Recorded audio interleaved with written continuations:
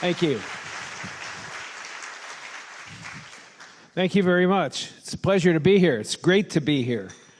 Any of you see the movie Argo? Yeah? Okay, you remember what it felt like when they crossed the border? That's what it felt like coming to a free country. It felt so good. You could land and breathe the air and hoist a drink and say more. Thank you for fighting the good fight and keeping the doors of freedom, justice, and the North American way open to the possibilities of the future. I spoke at a privacy conference shortly after the financial crash happened, and some of your colleagues came up to me throughout the conference and said, "So how are your banks doing, eh?" And gained a lot of respect for what a measured, structured environment can provide, because it provides more freedom, maximum freedom to be spontaneous and do the things that count. So this is a very serious topic. I'm going to try to do justice to it. I came to the topic of the impact of dark knowledge and secrets out of my own experience. I've been around this space for almost 24 years since leaving my former career.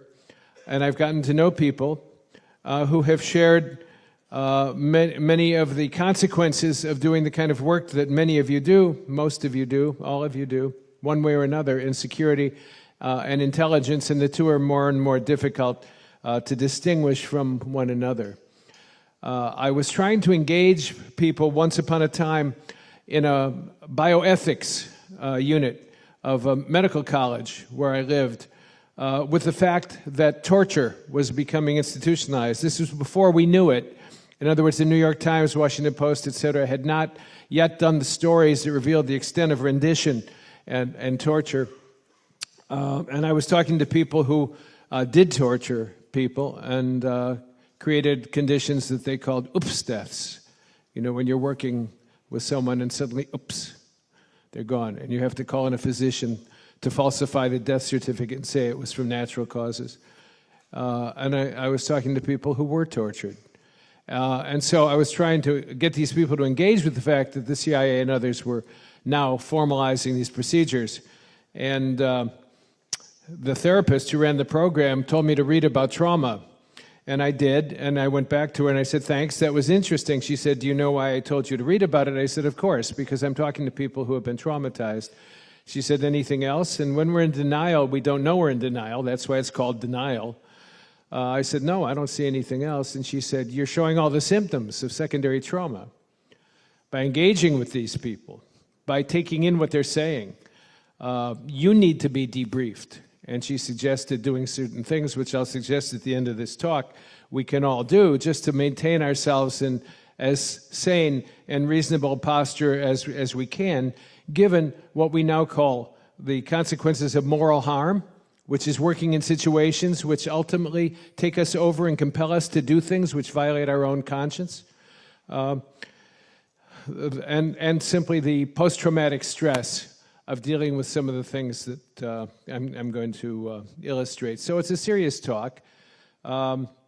The upbeat part is that we're resilient and we're free and we're capable of responding to whatever life brings. Spy stories are very sexy for a lot of people. They're cool, but then you get into the game and it's not cool at all. I don't think I've shared this anecdote before, but let me share it with you, give you an example of the kind of thing that can happen to someone. Early in my career, I was assigned to a small group working to develop a means to access information about what the enemy was doing that was a serious threat to the United States. The way the group was focusing had little prospect of succeeding, but was being encouraged by management to keep working on it. I thought about the problem and realized one could capitalize on some aspects of physics, this is a scientist, that appeared to offer great promise. I presented my thinking and suddenly found myself called in by management to be grilled on who had told me about what I was proposing. I said, "Nobody told me. I'm a physicist, and my knowledge led me to this." I was then told I now had to be briefed into a highly compartmentalized, very sensitive operation that I had stumbled upon. The thought this raised in my mind was that my management knew this solution was being pursued, but still had our group working on a not-needed initiative that had little prospect of success anyway. Was our group being used as a cover? Could I be being used in a futile pursuit without being informed as such? Such an experience leads to a distrust of the organization that never goes away. It can start a path to paranoid thinking that is readily reinforced throughout one's career. Another friend at NSA told me that he only recently, when it was declassified, learned that a program on which he had worked earnestly, as this senior person had at NSA, the entire program and all those who worked on it did not know that the program itself, while it also accomplished what it set out to do, that wasn't the real purpose for which it was established. It was a cover for some other initiatives, and they themselves didn't know it and never knew it until the program itself was declassified. It's kind of like the reason given for looking for the Soviet sub, the nuclear sub that went down in the Pacific some years ago. Diving companies were set up by the CIA covertly as proprietaries, and their stated purpose was to recover manganese nodules from the sea in a more efficient way. And while it also did that, it resulted in the cover story being also true. There were levels of truth that went all the way up to the point being to recover the Soviet sub and learn its secrets thereby. I talked to one of the lead people on that project. You know how it works. They all fly to one place. You go in an elevator, you go down 40 floors into the abyss of the earth.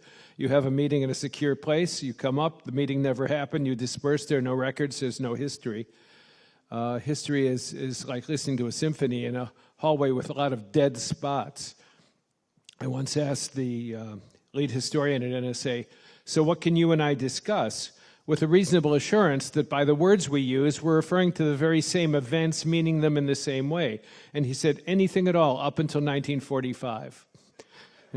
And yes, you laughed, and we laughed, but it wasn't only a joke. It was a joke, but it was also true that the porting of the world of the OSS and World War II secrecy of necessity into the national security state in which we now all live and move and have our very being meant that the procedures and protocols of that state have resulted in a different kind of hyper-real environment in which we have to live.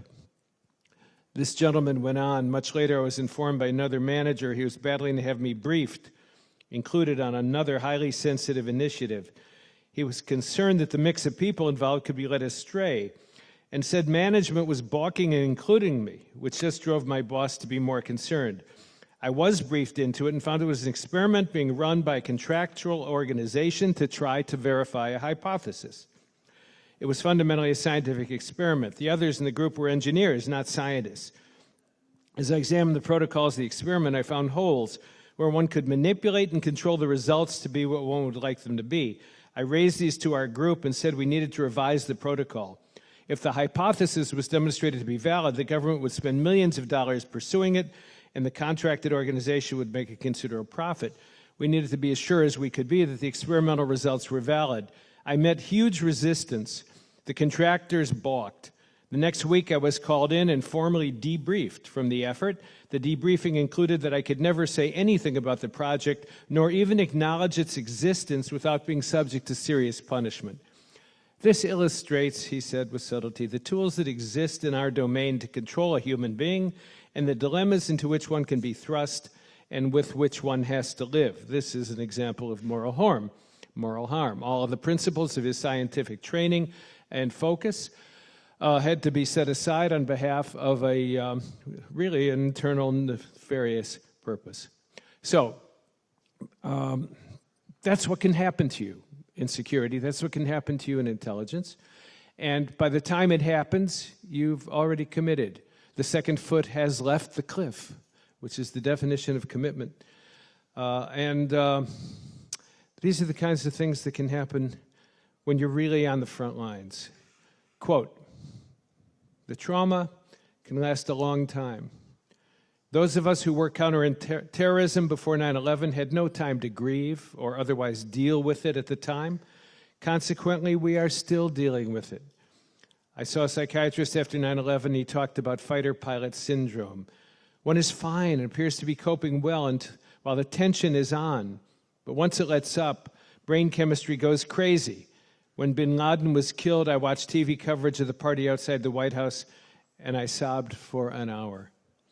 Not out of regret for his death, but because of everything that came before.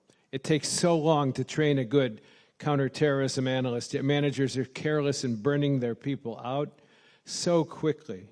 Somehow we have to make it viable as a long-term job. And that, if anything, is the essence of this presentation, that your work is a long-distance run, not a sprint.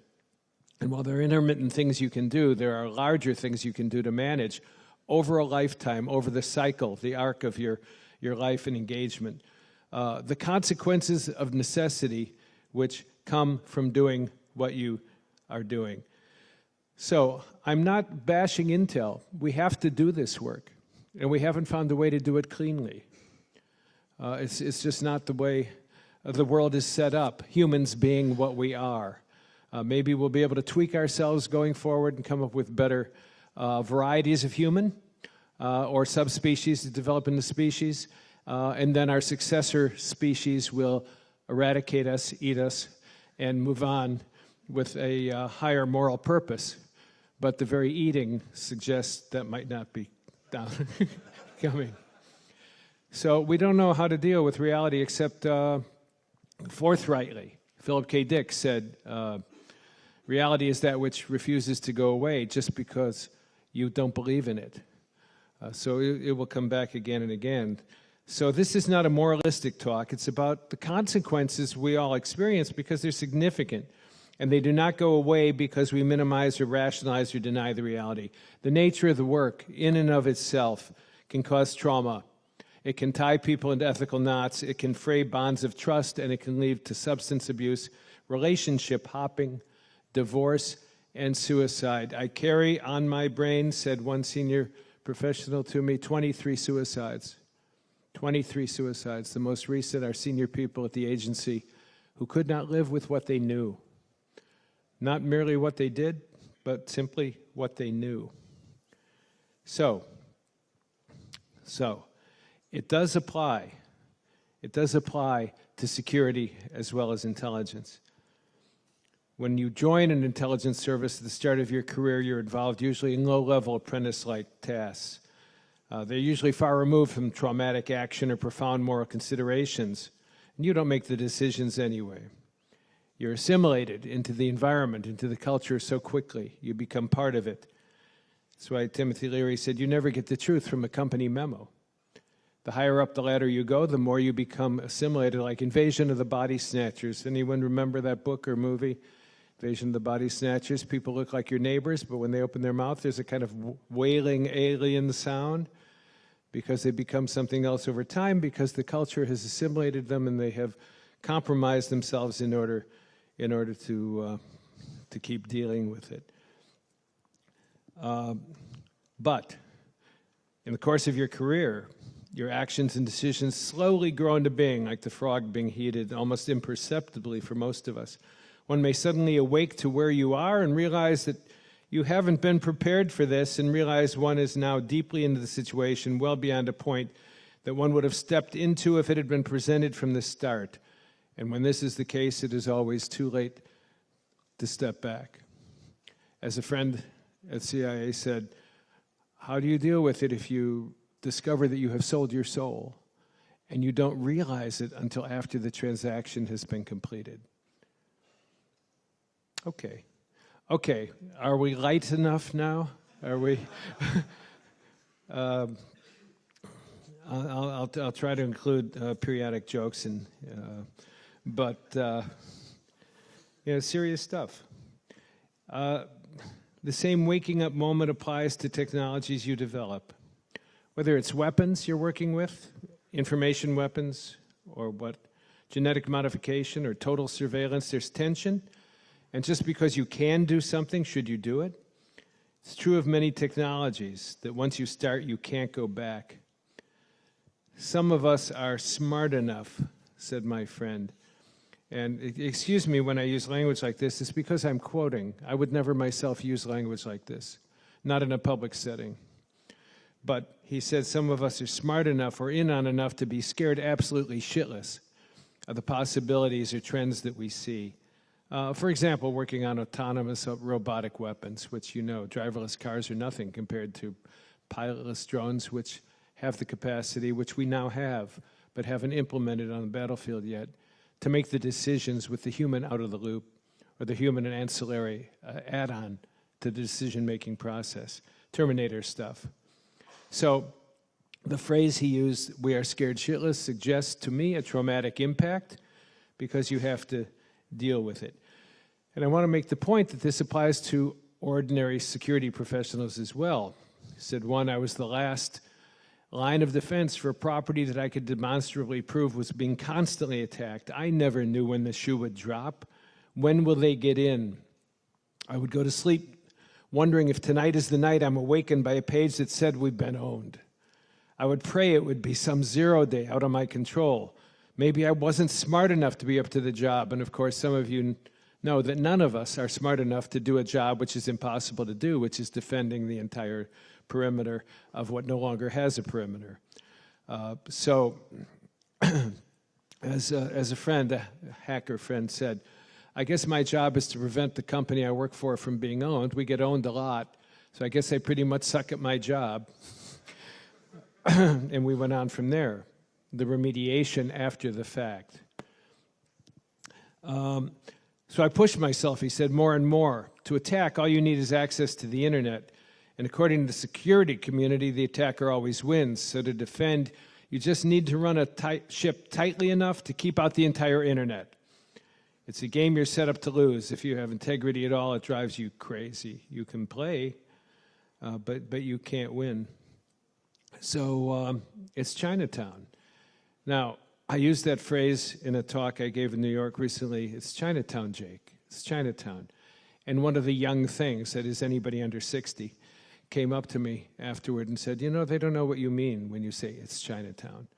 So I've learned I have to check my references because I'm old and they go back far. I remember a hacker at DEF CON coming up and saying, you referred to Hal in your speech. Who is Hal? And that's when you realize that your literary, movie, and popular culture references have to be constantly updated. How many of you know what I mean by it's Chinatown, Jake? Does anybody know what I mean? Okay, one person. Take a weekend off sometime and see some movies like The Insider or Chinatown. Chinatown comes from the great Hollywood decade of the 70s, and Chinatown is a magnificent movie about Jake Gittes, a detective, who had worked in Chinatown, and when he's asked by the woman he's trying to protect, what did you do in Chinatown? He said, as little as possible.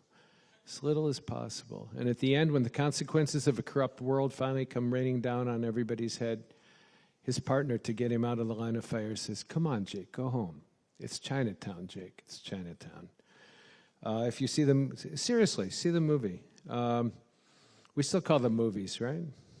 Well, the names changed. It wasn't that long ago that people used to say, I'm going on the internet.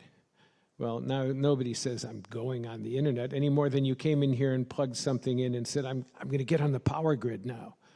It just disappears into the background of your life. But if you brought someone forward from 1850 to this landscape right now, the one thing that would impact them and drive them crazy with wondering what it all is are all those wires going everywhere. All these electric lights were barely a century old and brand new. We're barely up from the swamp. You know, we're just little fish that are walking on fins yet. So working in this kind of environment can undermine trust. And trust in the fabric of life, what is based on what you believe is real, what you think is real. And I've already indicated that some of these people have been told that the very reality, the social structures that define their reality, has been betrayed. A young man recently, in my experience, walked into NSA. He finally passed all his clearances, and he finally got the job he wanted, and he walked in, and he discovered for the first time in his life that both parents worked at NSA. What does that do to the family narrative when you find out that your entire life has been a fiction and that your parents have completely lied to you the whole time? It blows the family lie up. So inside, you know, these things are not lies. Inside there, as Clapper said, who's now doing a great job on television, I told the least untruthful thing I could say. Is what he said to Congress. Now, if you work inside and you work with secrets, you know that that's just the norm. You have to protect the secrets. This is just operations security. It's OPSEC. You have to do it, and therefore you're not lying. But it looks to the humplings, the hump of the bell curve in which many people still live. Not you guys, you're the elite. But the humplings, it sounds like a lie because it wasn't true. And it may have been the least untruthful thing Clapper could say to Congress, but it was a lie. But not really. It was a cover story. And once it's a cover story, it's designated a non-lie lie. It's an essential thing that you need to say.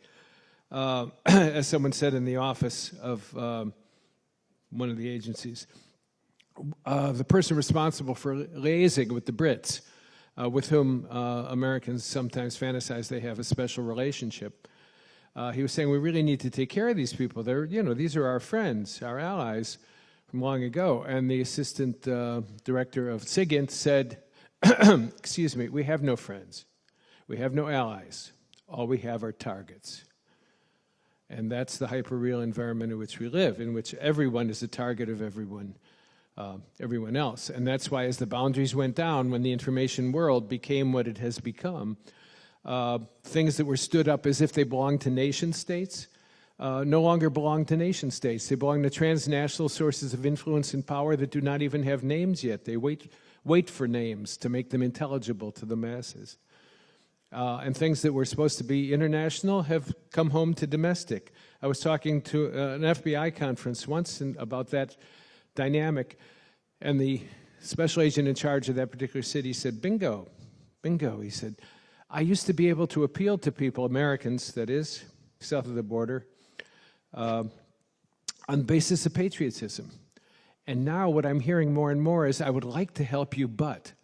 And that but signifies what's become real, which is these transnational organizational structures, which are the sources of real behavior, power, and influence. You can say Microsoft is an American country, but most of its work, like Apple, is out of the country. You can say the Bank of America is the Bank of America, but it's not. It's the Bank of the World, like Citigroup with 70,000 people globally.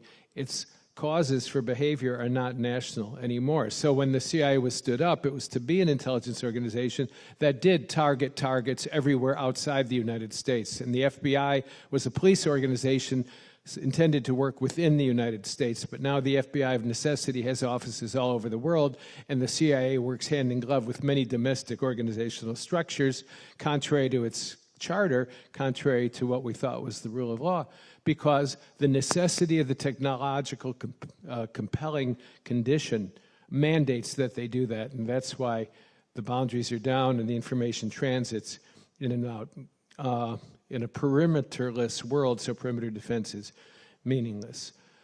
In terms of these untruthful things, a pro told me I was always getting in trouble with my wife because the other wives knew more, and I was the navigator and ops officer. My daughter went at the Air Force Intel Officers School, was out with my wife and friends. News brought up North Korea. She had to stop before she got into classified material. My wife pulled her aside and said, don't worry, you can tell Daddy when we get home. He has a top secret clearance. And my daughter said, no, I'm afraid I can't. He does not have the need to know.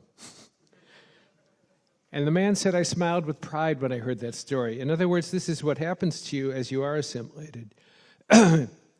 You come to think of the family lies as people being unable to talk to each other truthfully, forthrightly, and honestly, which is the basis of intimacy and relationship.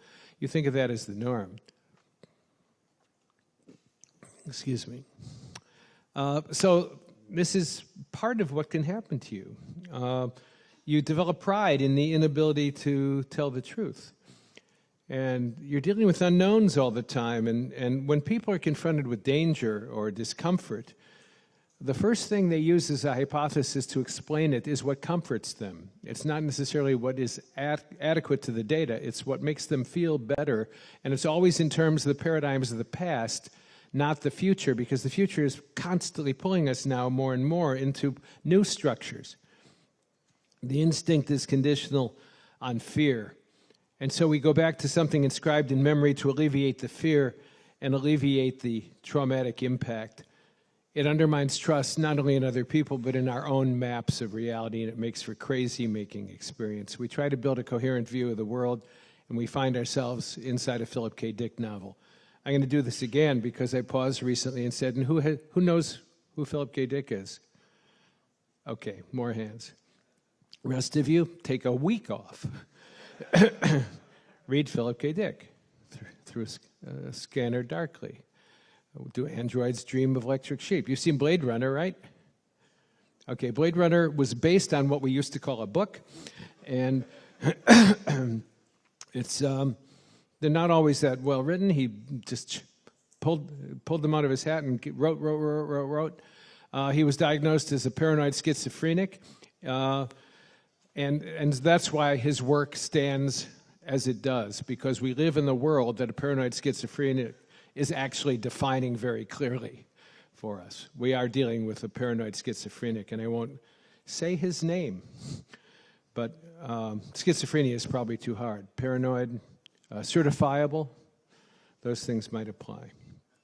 So, it's crazy making, and you need to debrief. You need a friend. You need someone trusted with whom you can tell the truth, whether it's a therapist or a family member or a colleague. You need to set aside an island of truthfulness where you can disclose actually what you're thinking, what you're feeling on the basis of what it is you're dealing with. You need to debrief. The Soviets are getting a lot of publicity these days as being excellent in the dissemination through battalion-level efforts of false facts. They're all over the internet. They're not just in political domains. They're all over. People go to websites and it says, the one I read the other day that came out of this, these guys just make stuff up and put them all over the internet. This was, if you have a particular kind of toothache, the way to handle it is with crazy glue, that you put glue on your tooth. And people who tried it, of course, found out that they were trolled. So the Soviets are really doing a good job of embedding lies in all sorts of places. I won't say that anyone else is doing a good job too, but it's the Soviets we focus on. And NATO has a group that does nothing but analyze propaganda coming out of Russia. And the Swedes talk about this at a conference I attend every year. Because they're on the front lines, like the Baltic states, they're really dealing with the brunt of Soviet counterintelligence propaganda. And what they discovered is the people doing the analysis of the propaganda need to be debriefed, because even though they know what they're doing is reading lies for the purpose of identifying and clarifying what the lies are, they nevertheless come to believe it. Because we are built to believe. Our brains are built to believe that if it looks dangerous, it looks like something real, then act first as if it's real. You'll survive more that way more often. So the people who do that work need to be debriefed in order to understand that even though they knew consciously that what they were reading was lies, that they have absorbed some of it and integrated it seamlessly into the narrative that they tell themselves. As I said, that historian at the NSA said 1945 was the last time we could count on our shared narrative meaning the same things. So the longer you spend time doing this, the more jaded or apathetic or depressed you can become. And in this hyper world, relationships and methods of communication fundamentally are changing. What do I mean by that? Joked with the badge that when we pulled the tape off, I said, well, now the camera can work, now the microphone can work. We joke about ubiquitous surveillance, but it's no joke. I mean, you know that the integration of these things is everywhere. When I did a talk recently on the end of privacy for some ministers of privacy in Canada, I could talk about the end of the individual as a constructed reality of a society that is only a few hundred years old and is now on the way out. And so we don't know who we can trust, and we don't know what's being picked up. For example, they very cleverly have a dummy video camera right there that looks as if it's making a videotape of this. The real camera is up here to get a view of you because, well, it might be. More and more people are saying to me, as one did not long ago in Vegas, he said, I want to talk to you about something. He hadn't talked to me about something. Once he went to work for one of the agencies, we used to talk about his sexy work all the time. It was very cool. And then he said, well, I can't talk to you now. I signed a contract. And for a number of years, we didn't talk about any of the real stuff anymore. And then he came up and he said, I need to talk to somebody. And he insisted that we go outside, leave the conference, walk down the strip in Vegas to a mall, sit on the steps with people streaming on either side of us so that the noise and ambience would mask whatever he said while he told me, I need to tell you about this thing that I did. And he told me the thing. And I said, how do you know that happened? And he said, because I did it. And if you tell anybody, even if you put it into fiction, he said, the likelihood is I will be killed. So he had unburdened himself by disclosing to me this key thing, and now I am burdened with it, and I can only put it into fiction. Pause for commercial. Mind Games, collection of short stories, foam, a novel. I have a couple of copies to sell, as well as a true book called UFOs and Government, A Historical Inquiry. Just a few copies. It's all you can get through customs, clandestinely. But the rest are available on the internet. I learned to my chagrin that when someone said, just send me one, that the postage to send it to Canada far exceeded the cost of the book. So I refer you to the internet, but I do have a few copies if you want to see them signed. Why did I start writing fiction again after turning to nonfiction? Because working with one of these gentlemen at NSA, he said to me that after 9/11, it was a long project on the ethics of what had transformed the agency in its response to that event. And he said, you can't ever discuss what we talk about with you. And he paused, and he said, in a little twinkle, of course, unless you start writing fiction. He said, now fiction is the only way you can tell the truth. And so it is. I've published 35 short stories since then, 19 collected in Mind Games, foam, about hackers, aliens, other things that I know are true. But they look like fiction. And one of the validations of that moment came after Snowden did his thing. And someone took a photograph of a page in the first short story, Zero Day Roswell, in which a dying intelligence agent says on his deathbed, let me tell you what we do. And he boom, boom, boom, boom, boom, boom, boom, said, these are the things we are doing now. And that was published in 2006. In 2010, post-Snowden, someone photographed that page and tweeted it, a link to Snowden, because it was bing, bing, bing, bing. They just lined up perfectly. But because mine is a short story and fiction, I can travel the world freely. And Snowden, because he took the ill-advised route that he took, other routes, better ways to do it, he's never coming home. He's never coming home. Nobody is going to compromise with him. The only way he could come home is if somehow we elected a president who favored Russia more than the United States and who made an understanding with the Russians that this man really is a patriot. When Vladimir Putin offers a character reference for the president of the United States and says, let me share my notes with you, you're in a hyper-real environment. You see, this is insane. Okay, so how we speak to one another has changed. That conversation in Vegas on the steps, it was like the conversation in the movie called, here we go again, The Conversation. How many of you have seen The Conversation? Gene Hackman. Same guy. Same guy. The rest of you, I tell, take a weekend off. You, get to work. See the conversation on your binge weekend. See The Conversation after seeing Chinatown and The Insider. Conversation is about, surveillance. It was written in a more primitive time, a couple of decades ago, but it's still a great movie because it talks about the ambiguity and challenges of living in this kind of world. But But when more and more people are saying to me, I can only talk to you face to face. When someone let me know when I was going to Europe for a conference, I'll meet you at the airport, ride the train from Amsterdam to Rotterdam with you so that we can get off the train, walk around the block while I tell you what's coming next, and then get back on the train. When those kind of conversations can only happen that way, not all the time, but more and more, it's a significant pointer to our distrust of the very environment in which we live. So we need to deal with it. Even if you're not dealing with it directly, secondary trauma can result. Steve Miles, a great bioethicist who outed the reality of scientific experimentation on torture victims by the United States at Abu Ghraib, by painstaking work with 3,500 documents the ACLU had managed to get through Freedom of Information Act, and published a book called Oath Betrayed, because doctors are not supposed to work from torture to torture to torture, learning as they go, because this violates the Nuremberg Conventions, which we ourselves wrote at one time. He says that, told me, after a day of reading endless descriptions of arbitrary brutality, I dreamed I was in Abu Ghraib. I woke up sweating, my heart pounding. Later, I was overcome by sadness. I stopped writing my book out of a sense of utter futility. This is secondary trauma. This is what it does. He said, in a state like the one we have created, people are asking him all the time, aren't you afraid you'll be killed? Aren't you afraid you'll be killed for saying these things?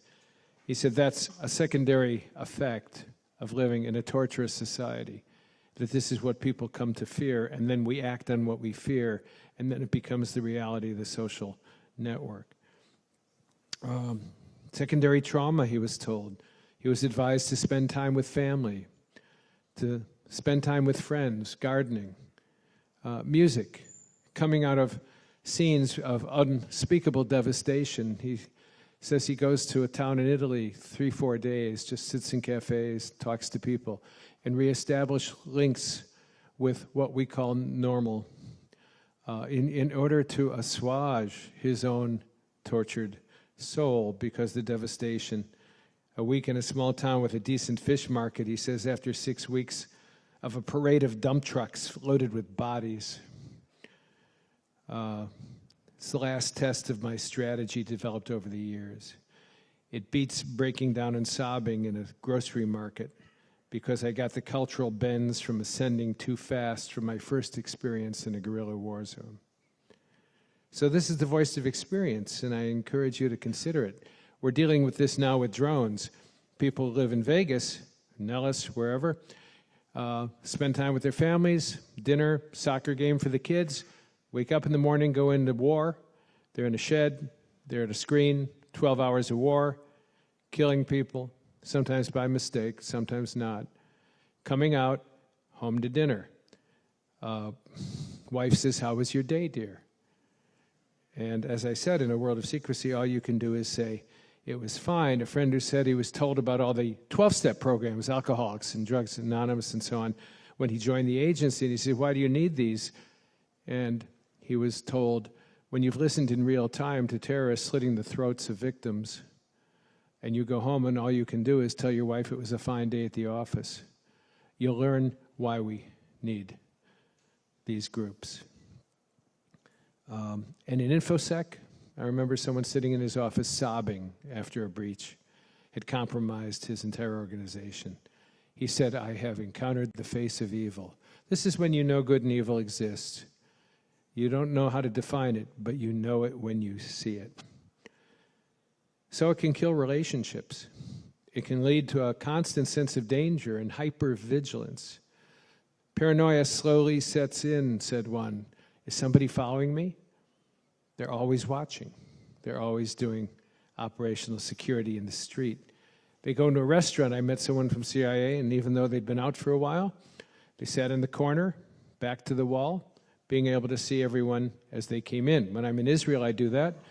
I guarded the door to prevent suicide bombers. And you always check out the exits. You look to see where can you duck if something is anomalous or unusual. Last night, a guy got up on the plane next to me, a very big guy, and he started wandering up and down the aisle, and he kept trying to change seats. And I made sure I had my ballpoint pen in my pocket, because after 9/11, a pilot announced on a commercial flight, "I know you can't bring a knife," he said, "but you can bring a Bic pen. And the place to put it is right up through the jugular. And then you have the additional pleasure of reading Bic pen between his teeth when he screams." So it's the kind of world we live in.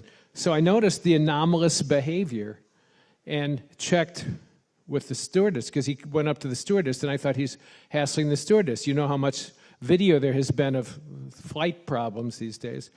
And she said, no. The guy he was sitting next to has a very bad case of flatulence, and he couldn't take it anymore. So, but you immediately suspect danger. And then when you enter the real world, says some of my colleagues, you have to pretend you don't have certain skills. Or if somebody brings up a subject, you have to think quickly, is this available publicly, like on news or the internet, so that I can refer to it and speak of it? Or did I know about it only because of the nature of my work? And as a result, you hold back more and more. "I begin every encounter with a new person," said one, "in a state of distrust my entire life." And as one said, "I have been so many different people, presenting personas in so many different guises for so many years, that I must have a real core self somewhere, but I put it down long ago and I have forgotten where I put it." So, this leads to serious trauma. You have a standard line to get people off topic so they can't talk to you about what you're really doing. And yet, "I may be paranoid," said a friend in an essay, "but they are out to get us." And working in a granular way with what they are doing, and they is everybody, makes you know that. So you live in fear, you're hypervigilant, you live under constant threats, and this creates trauma. High stress? Hell yes. From what? Hacking into a foreign government's computers? Knowing if your presence is discovered, the sysadmin will be executed for failing to perform their duties properly. You see, the problem there is letting them change from an enemy into a human being, and then feeling responsibility for being the cause of the torture and death of another human being. It weighs on some people. That's moral harm. Hearing my coworkers die as they are bombed while manning listening posts in communication areas under manhole covers in foreign countries, said one. Listening to their death screams leads to ethical issues. It leads to binary thinking. It leads to a loss of identity, integrity, and authenticity. And it leads to a challenge to your whole moral fabric of being. InfoSec 2, where I worked, there were folks with the secret clearance, folks with top secret that worked on more of the same, but with greater access to mostly the same stuff as secret. And they often had that faraway stare.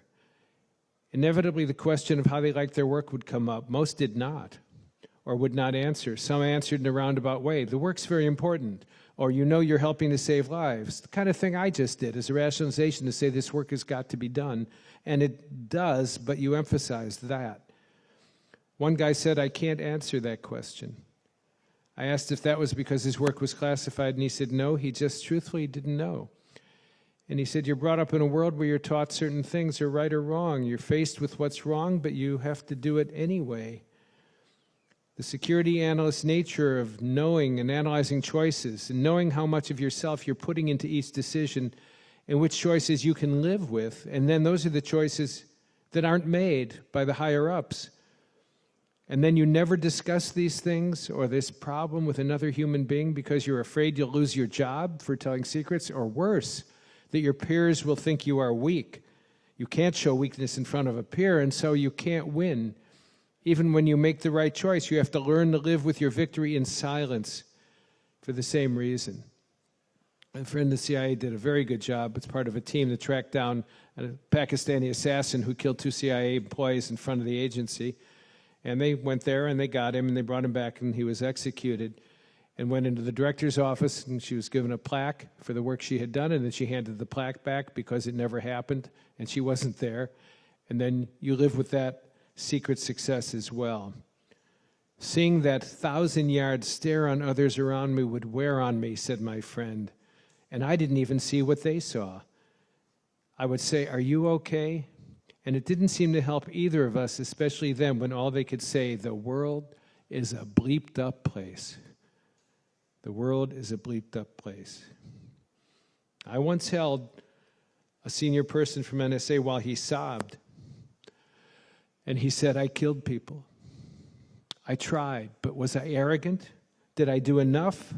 Is it enough what I did?" He wanted forgiveness and absolution. 11 people died on the mission that he had supported with intelligence work. I asked his opinion on torture, and he said, "Inasmuch as you've done it to the least of these, my brethren, you have done it unto me." But what happens if you have a strong ethical conscience, strong moral conscience? You might not get a job at the agency. One friend who's really brilliant and has made quite a name for himself in InfoSec applied to different agencies, and he was told, "You know, you're going to do great in life, but we can't have you. You scored way too high on ethical." I wish that was a joke. A strong conscience is more dangerous inside an agency sometimes than a mole, because it means you're unpredictable. And if you're not predictable, it's not good. You looking at your watch? 5 minutes? Okay. 5 minutes per each of the 3 or 6 sections I have left? No, 5 minutes. Okay. Let me, well, you can't ever get it all in, and you don't try, because sometimes you say the same talk elsewhere, but you want to make sure it's different anecdotes. I was told the agency does filter out people with a strong conscience because they're punished. You're not a team player. Team player means you go along to get along. The real moral burden for many of us, said a CIA person, is being complicit in crimes against humanity is the price for keeping the job. I was publicly indicted under the Espionage Act, said one, declared indigent by the court. I faced decades in prison. My life has been turned upside down. I've already lived a dystopian, Orwellian future. When I worked the Tech Ops mission, said one, the pointy end of the stick, I had a heavy moral burden, getting face-to-face with people I had to lie to, but for the greater good. Our assets and their families were always at risk. Assets are too valuable to treat casually, but still, you had to let them get killed sometime to protect the bigger issue. It was important to remember that we were working with real people and not playing with chess pieces. There was heartbreak when we couldn't warn a friendly about something bad that was likely to happen. Notice the language. A friendly about something bad that was likely to happen. A friend and colleague was about to be tortured to death, and I couldn't tell him that I knew it because it would jeopardize the mission. It would jeopardize our sources and methods. We had long discussions about these things, and they weren't taken lightly. Well, thank you. But it was still hard to sleep at night. Who pays the price for these missions? The people doing them. Again, as that CIA person said who worked to find bin Laden, it takes so long to train good analysts. Yet managers are so careless in burning people out too quickly. We have to make it viable somehow to make it a long-distance job. And as one said from CIA, when I was a high-performance case officer, we had 5 times the regional average in recruitments and production of intelligence reports, so he was good at what he did. I was for a while an observer to the Personnel Management Working Group in the DO, the Directorate of Operations. I noted that we were obscenely proud of having the highest rates of alcoholism, adultery, divorce, and suicide in the U.S. government. I personally have 23 professional suicides in my mental logbook. The first, an instructor that blew his brains out with a shotgun when I was in training. The latest have tended to be senior figures who could not live with what they knew. Now, if you work in an agency or organization, you can see a therapist. I don't have time to go into it, but I have a long document from someone who set up the EAP program at one of the major agencies, and the biggest enemy to the work were the intelligence people themselves, because they wanted everyone who went into therapy to have the reports of their therapy reported to the intelligence side so they could be dealt with. It is laughable, said one, to think of a psychiatrist inside working with someone having a crisis of conscience and suggesting they blow the whistle on a particular practice, because that would posit a moral point of view and a point of reference outside the agency. Yes, it is indeed laughable. About alcoholism at CIA, Stanfield Turner, former director, said, yes, it's a problem, but we prefer not to talk about it. This book I mentioned, UFOs in Government, I'm going to just say one thing about it because it's relevant to this last point. A team of us worked for 5 years using documents we had gathered for over 50 years. Every single footnote, and there are nearly 1,000 of them in this book, points to a government document we have managed to secure or a primary source. The book is called UFOs in Government, a Historical Inquiry, because what we analyze is how the government responded to the real phenomena, which it knew was real and not visionary or fictitious. That's a quote from a general's memo in the 40s. From the 40s to the 80s. We show why they managed it in light of national security concerns above all, because of what it was doing to the body politic. As these reports came in and people got swept up in the mania, we had to debunk it, they said, in 1953 after a long incident took place in Washington, D.C., that is, UFOs over the Capitol and White House, scrambling jets from 3 air bases. We have the radar screens from that incident. We have the transcripts of the conversations with the conning tower. Everything in the book is documented, but we had to debunk it. CIA and Air Force concluded, at the same time, do the real research, which they have done over the next decades, in order to try to identify the sources of power that make this power train work in a way that we can't do, blowing gas out of our ass and pushing forward. That's no way to make an object go from 0 to 10,000 in a matter of seconds. The people who have had encounters with anomalous phenomena, my point being, show the same kind of trauma because they now have a burden of something that they know is real, but which is debunked and ridiculed. The 3 cornerstones of cover and deception, says a friend who taught this at the agency, are illusion, misdirection, and ridicule. And the greatest of these is ridicule. You create illusions that people believe. You make people, if it's right there, look over here. And if you ridicule the witness, which is a long-standing technique that lawyers know, you destroy their credibility, you destroy their reputation, and pretty soon people shut down and won't talk about it. It has been very, very effective. They engaged the whole entertainment community that they could, witting agents, in order to promulgate the idea that anyone who talks about this subject is crazy. So crazy I may be, but we have documented everything in that book. So I have to conclude because 5 minutes are pretty much up.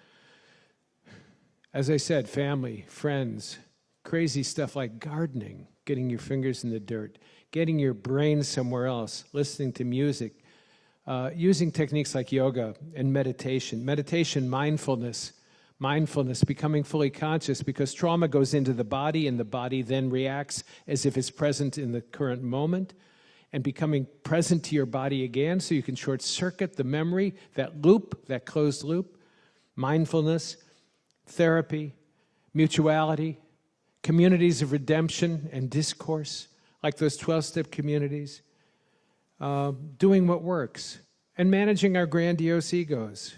What we don't know is so much bigger than we are, and we get caught up in the importance of what we think we're doing. The brain will be trained to do what you want to train it to do. It is a good dog. I knew a professor who was blind who could go to a party and tell you every conversation that was taking place in a crowded, noisy room because he trained his brain to compartment and assimilate and integrate. He listened to what we called cassette tapes. How many of you remember, how many of you know what a cassette tape is? Okay, more hands. Little cassette. He listened to those at 6 times normal speed because he trained his brain to discern the meaning of the words at that speed. It's like listening to an alien. You can train your brain. It's called plasticity. I mean, it's not going to do everything, but if you're learning Braille and you're blind, for example, the part of the brain dedicated to the sensitivity of the fingertips enhances itself with many, many more neuronal connections, for example. We can do that in many areas of work. The executive function, the prefrontal cortex, directs your intentionality. And then your mindfulness and awareness of what you're doing, and feedback loops, mutuality, feedback, accountability. Be mindful and vigilant.